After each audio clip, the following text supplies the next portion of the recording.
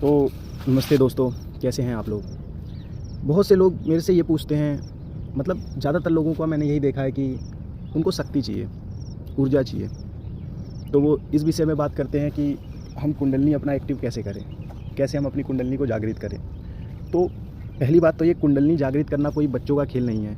आप ये समझ लीजिए, आपको पूरे एक तो 7 चक्रास से गुजरना पड़ता है, आपके 7 चक्र जो हैं उनसे गुजरना पड़ता है। और एक एक चक्र को एक्टिव करना कोई बच्चों का खेल नहीं है, बहुत बड़ी चीज़ है। हम तो बोल देते हैं कुंडलिनी कुंडलिनी। क्या है कुंडलिनी? आप बैठेंगे जब आप इसको एक्टिव करने, तो आप 2 दिन, 10 दिन, 20 दिन, 1 महीना, 2 महीना करेंगे, फिर आप खुद ही बोर होकर उड़ जाएंगे, क्योंकि कुछ पता ही नहीं चल रहा है क्या हो रहा है बॉडी में, क्या नहीं हो रहा है। आपको पहली बात तो कुंडलिनी जागृत होगी, तो आप पहली बात तो 7 चक्रास एक्टिव करना ही बहुत बड़ी बात है आपके अंदर। अगर आप हो भी जाता है तो आप जल के ही ख़त्म हो जाएंगे, इतनी एनर्जी होती है उसके अंदर। तो आप खुद सोचिए कि आपको कुंडलिनी जागृत करनी है, तो कुंडलिनी जागृत करने के लिए आपको पहले गुरु की आवश्यकता होगी। क्योंकि अगर बिना गुरु के आप कुंडलिनी जागृत करते हैं तो ये वैसे ही होगा कि जैसे मान लीजिए कि आपकी बॉडी, आप कहते हैं कि मुझे 1.5 से 2 लीटर दूध पीना है, ठीक है। तो 1.5 से 2 लीटर दूध पीने के लिए आपका शरीर उस लायक होना भी तो चाहिए, 1.5 से 2 लीटर दूध को पचाने के लिए।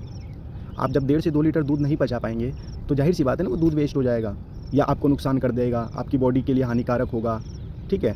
तो ऐसे ही हमारी कुंडलिनी है। आप जब तक उसको एक्टिव करने की विधि, क्योंकि ये बिना गुरु के एक्टिव की ही नहीं जा सकती। आपको जब तक एक अच्छा गुरु, क्योंकि आज के जीवन में तो एक अच्छा गुरु मिलना बहुत ही मुश्किल है। आपको कुंडलिनी के लिए मुझे लगता है कि इक्का दुक्का कहीं बैठे हों, वो भी यहाँ नहीं, इस भाग दौड़ के जीवन में नहीं बैठे होंगे, कहीं ना कहीं हिमालय में, कहीं ना कहीं मतलब एकांत में ही बैठे होंगे। और जिन्होंने अपनी कुंडलिनी एक्टिव की होगी वो तो इस दुनिया में या इस भाग दौड़ वाले जीवन में तो नहीं घूम रहे होंगे, जाहिर सी बात है। आपको गुरु ढूंढना होगा कुंडलिनी एक्टिव करने के लिए। आपको कोई इन छोटे मोटे लोगों से सेमिनार जो अटेंड करते हैं, आप इनके पास तो कभी जाइएगा भी मत, क्योंकि ये आपके कुंडलिनी को जगाने की बजाय और बेकार कर देंगे, जिससे आप अपने जीवन में और ज़्यादा अशांति महसूस करेंगे, और ज़्यादा आपको टेंशन, तनाव, बहुत सारी चीज़ें होने लग जाएगी। क्योंकि कुंडलिनी बहुत कुछ लेके जाती है, अगर वो आती है तो आपको बिल्कुल वैराग्य दे जाएगी, आपको मतलब एक अलग ही दुनिया में लेके जाएगी। तो बिना गुरु के ये संभव नहीं है, ठीक है। तो यही था विषय कुंडलिनी के बारे में। बाकी हम अगले वीडियो में बात करेंगे इसके लिए।